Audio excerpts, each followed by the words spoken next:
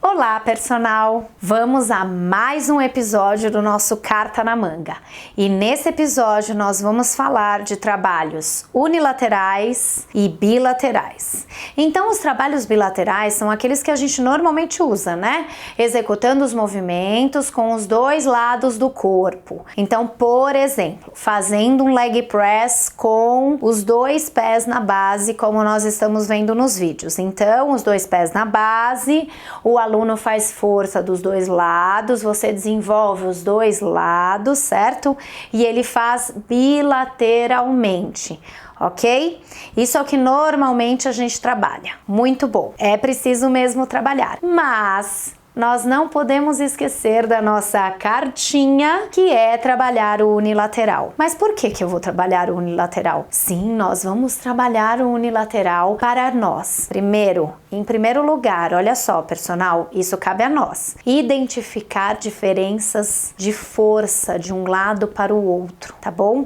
Então, quando você for, por exemplo, colocar o seu aluno na situação do leg press unilateral, como nós estamos vendo no vídeo ao lado, você pode verificar se um lado é mais difícil que o outro, certo? E quando que você consegue identificar isso? Você só consegue identificar isso quando você coloca ele na execução unilateral.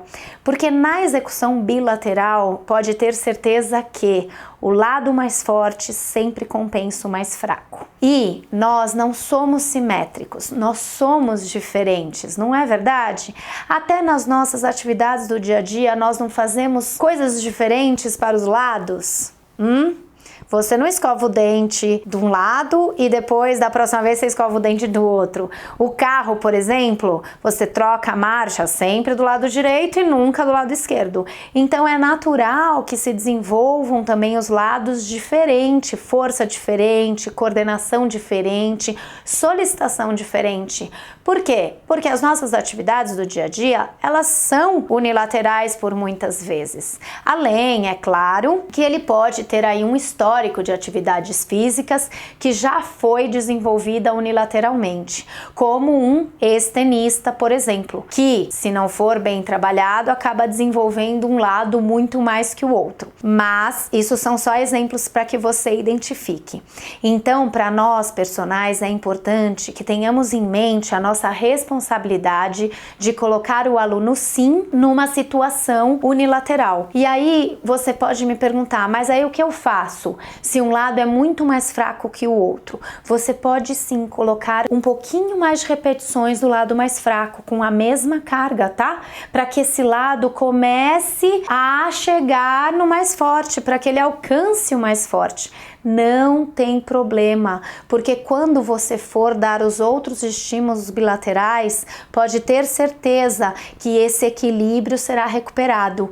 Então, coloque o seu aluno em situações unilaterais. O leg press, por exemplo, é um ótimo equipamento para que você use essa estratégia, essa cartinha na manga.